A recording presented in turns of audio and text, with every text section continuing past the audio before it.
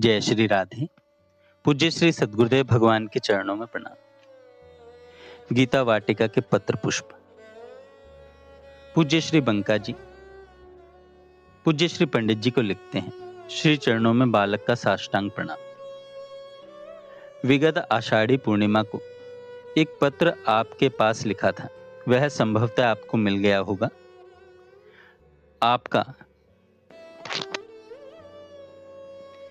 आपका 21/6/1976 वाला पत्र मुझे यथा समय प्राप्त हो गया था तथा बाबा को सूचित भी कर दिया था, परंतु आपके पत्र ऐसे तो होते नहीं जो कहीं भी किसी भी स्थिति में सुना लिए जाएं।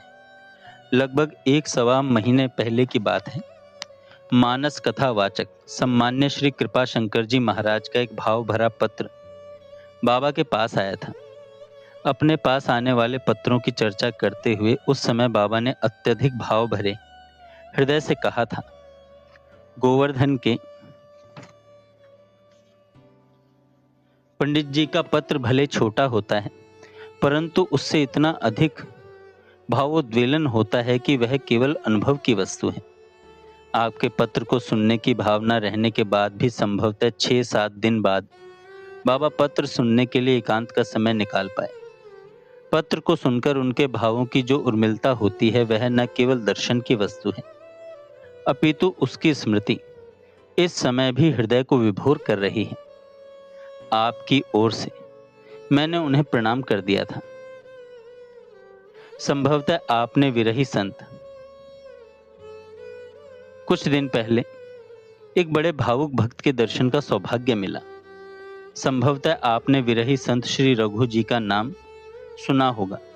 वे यहीं गीता वाटिका में रहते थे और सन 1937 में यहीं उन्होंने अपने 5 भौतिक चोले का विसर्जन किया। भाई जी अपने प्रवचनों में तथा व्यक्तिगत बातचीत में प्रायः श्री रघु जी की चर्चा किया करते थे।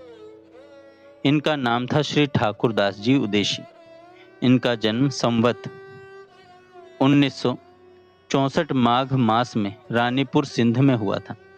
इनकी जाति भाटिया थी।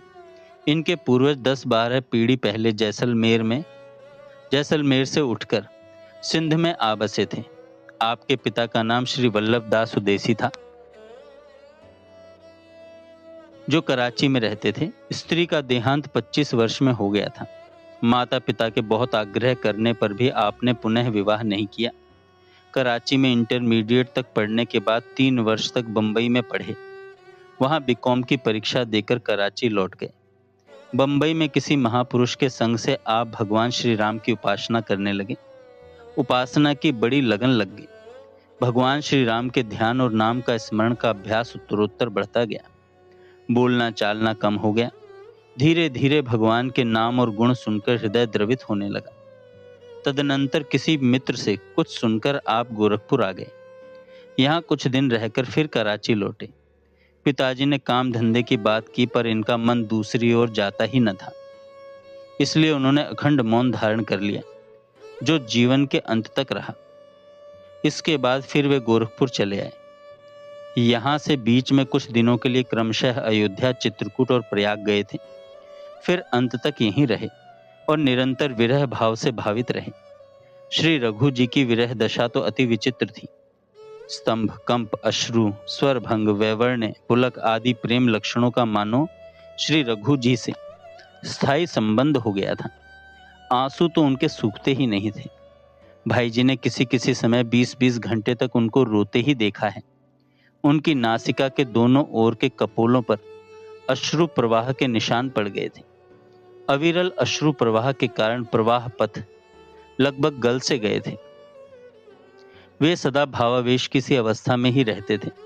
सत्संग की बातें तो वे सुनते थे, परंतु अन्य कोई भी चर्चा पास बैठे हुए भी नहीं सुनते थे। वे किसी अन्य ही राज्य में विचरण करते थे। वे भगवान श्री राम के अनन्य उपासक थे और भगवान श्री राम के एक चित्रपट की पूजा करते थे। वह चित्र उनके लिए बहुमूल्य वस्तु था। वे इसमें साक्षात भगवान को देखते थे। इनका दर्शन वे किसी को नहीं कराते थे। कंगाल के धन की भांति सदा उन्हें छिपाए रखते थे। अनुनय विनय करने के बाद भी अपने श्री विग्रह का दर्शन रघु जी नहीं कराते थे। कई बार भाई जी द्वारा अनुरोध किए जाने पर एक बार उन्हें रघु जी अपने कमरे में ले गए, अपने उपास्य चित्रपट की केवल तनिक झांकी कराई और तब इतना ही बोले, एरी मैं तो प्रेम दीवानी, मेरो दर्द न जाने कोई। दिन रात रघु नाम का उच्चारण और मन और वाणी से करते थे, इसलिए उनका नाम रघु जी पड़ गया। उन्होंने रामनवमी का उत्सव मनाया, एकादशी का निर्जल व्रत किया, रात को नियम अनुसार स्वाध्याय करते रहे। एक साधक को बुलाकर जटायुकृत अंतकाल की स्तुति 2 बार सुनी और द्वादशी के प्रातःकाल प्रयाण कर गए। शरीर त्याग के पहले दिन तक उन्होंने स्वयं कुएं से जल निकालकर अपनी नित्य क्रिया की, न किसी से सेवा करवाई, न प्रणाम कराया। बड़े ही सच्चे भक्त थे। इस तीज पर जिन भावुक भक्त के दर्शन हुए वे इन्हीं श्री रघु जी के भक्त थे। श्री रघु जी के प्रति वे गुरु भाव रखते थे। इनका नाम श्री कृष्ण चंद्र जी श्रीवास्तव है। बाबा ने ऐसा बताया कि जब श्री रघु जी ने अपनी देह का विसर्जन कर दिया तो कुछ समय बाद उन्होंने श्री श्रीवास्तव जी को स्वप्न में दर्शन देकर कहा कि श्री रघुनाथ जी के जिस श्री चित्रपट का मैं पूजन किया करता था वह तुम श्री भाई जी से मांग लाओ। भाई जी ने उनको भी दिया। श्री श्रीवास्तव जी ने अनेक जिलों में जिला न्यायाधीश के पद पर कार्य किया है। वहां से फिर वे दिल्ली स्थित सुप्रीम कोर्ट में चले गए। सुप्रीम कोर्ट में कार्य करते हुए आप रिटायर हो गए। अब वे काफी वृद्ध हो चुके हैं। ऐसा लगता है कि वे गठिया और कुष्ठ से पीड़ित हैं। उनके हाथों की सभी अंगुलियां टेढ़े मेढ़े ढंग से मुड़ गए, मुड़ मुड़ करके बड़ी बुरी रीति से विकृत हो गई। दोनों पैरों की सभी उंगलियों पर पट्टी बंधी थी जो घाव ग्रस्त होने की सूचना दे रही थी। आंखों से कम दिखता है, कानों से बहुत कम सुनता है। शरीर से हिलना ढुलना चलना फिरना संभव नहीं।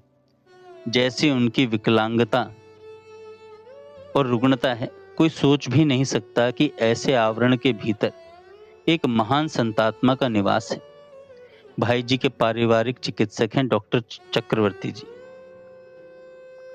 डॉक्टर चक्रवर्ती श्री श्रीवास्तव जी ने डॉक्टर चक्रवर्ती के सामने बाबा के दर्शन की अभिलाषा व्यक्त की। बहुत पहले वे भाई जी के साथ बाबा को देख चुके हैं, मिल चुके हैं। डॉक्टर श्री चक्रवर्ती ने बाबा से मिलकर श्रावण तीज बुधवार का दिन निश्चित कर लिया। बुधवार के दिन बाबा ने कार भिजवाई, साथ में 2 व्यक्ति भेजे जो उन्हें उठाकर कार में बैठा सके। उनके लड़के ने श्री श्रीवास्तव जी से कहा, पूज्य बाबा जी के व्यक्ति आपको लिवा लाने के लिए आए हैं। इतना सुनते ही उनके रोमांच हो आया, उनके नेत्रों से आंसू बह चले। बाबा की जय जयकार करने लगे और अपने बेटे से कहा, बेटा इन भक्तों की चरण रज मेरे मस्तक पर लगा दो। श्री श्रीवास्तव जी को कार में बैठाकर गीता वाटिका लाया गया। कार से उतार करके फिर कुर्सी पर बैठा करके उनको बाबा तक ले जाया गया। बाबा के पास पहुंचने के बाद उनसे कहा गया, बाबा आपके सामने हैं। इतना सुनते ही श्रीवास्तव जी कहने लगे, बाबा बाबा बाबा बाबा, जोर से कहकर रोने लगे। फिर अपने उपास्य संत का नाम लेकर रघु रघु रघु रघु कहकर जिस प्रकार से अपने कपोल गीले कर लिए, वह एक विचित्र दशा थी। बाबा ने उनको अपने गले से चिपका लिया। वह परस्पर आलिंगन भी एक अनोखा दृश्य था। दोनों परस्पर आलिंगन किए बहुत देर तक खड़े रहे। भाव सरिता का भाव सिंधु से मिलन। इस सम्मिलन को देखकर कई लोगों का मन द्रवित होने लग गया। मनहु प्रेम परमारथ दो, मिलत धरे तन कह सबको। वे अपने साथ पुष्पमाला लाए थे। बाबा को उन्होंने पुष्पमाला पहनाई, फिर कपूर से आरती उतारी, फिर भाव भरे स्वर में अनेक श्लोकों के द्वारा बाबा की स्तुति वंदना करते रहे। फिर उन्होंने अपने बेटे से कहा, बेटा पूज्य बाबा की चरण रज मेरे मस्तक पर लगा दो। बाबा इस प्रसंग को टालते रहे, कई ढंग से निवारण करते रहे, पर उनकी विफलता सीमातीत थी। बाबा को झुकना पड़ा और अब इतना झुक गए कि उन्होंने कहा, आपका बेटा क्या लगाएगा चरण रज, मैं ही लगा देता हूँ। बाबा ने अपनी हथेली अपने तल्लुओं पर फेरकर उनके मस्तक पर लगा दी। श्री श्रीवास्तव जी की बड़ी इच्छा थी कि बाबा के श्री चरणों का स्पर्श करूं, पर वे लाचार थे।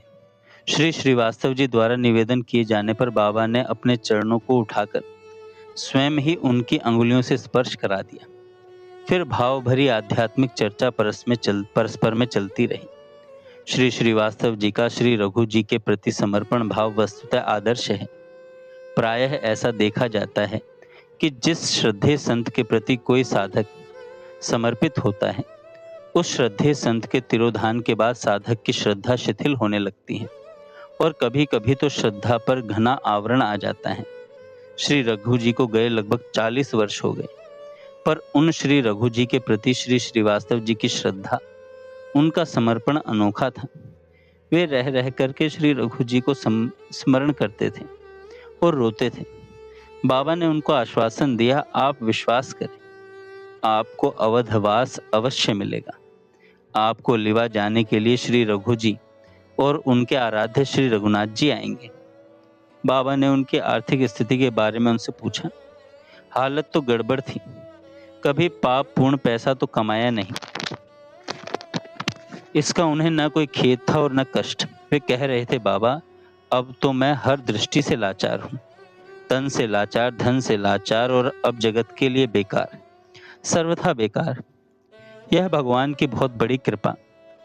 अब भजन खूब होता है, आँख, कान, हाथ, पैर, शरीर के सभी अंग बेकार हो चले हैं, अतः कौन मेरे पास आए। यह विकलांगता तो मेरे लिए वरदान बन गई है। इस विकलांगता को मैं प्रभु की बड़ी कृपा मानता हूँ।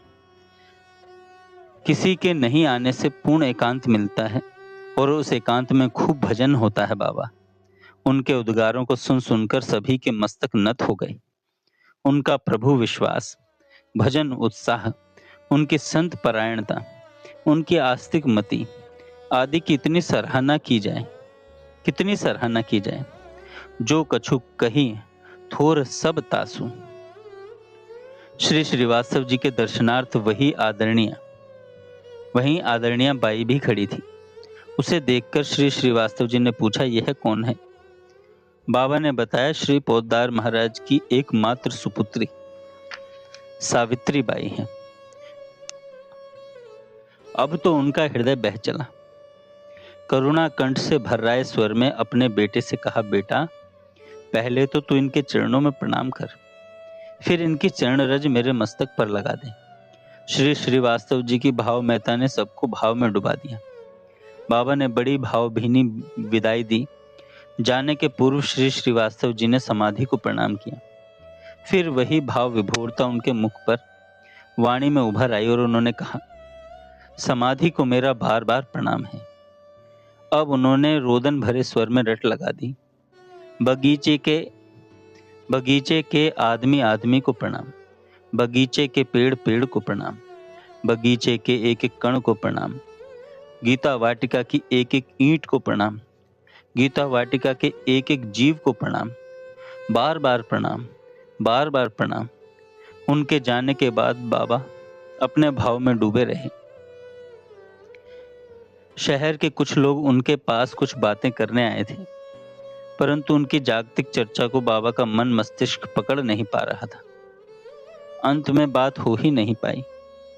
जो लोग श्री श्रीवास्तव जी को लाने के लिए तथा पहुंचाने के लिए गए थे, बाबा उनके सौभाग्य की बार बार सराहना कर रहे थे।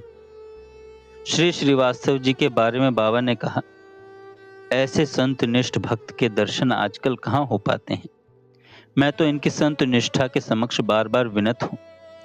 वस्तुतः जहाँ संत निवास करते हैं वहीं उनकी उपस्थिति से एक ऐसी सुवास परिव्याप्त हो जाती है जो तन मन को अनिर्वचनीय सुख एवं अलौकिक शीतलता प्रदान करती है। भगवान श्री गिरिराज जी को साष्टांग प्रणाम। आपका बालक राधेश्याम बंका।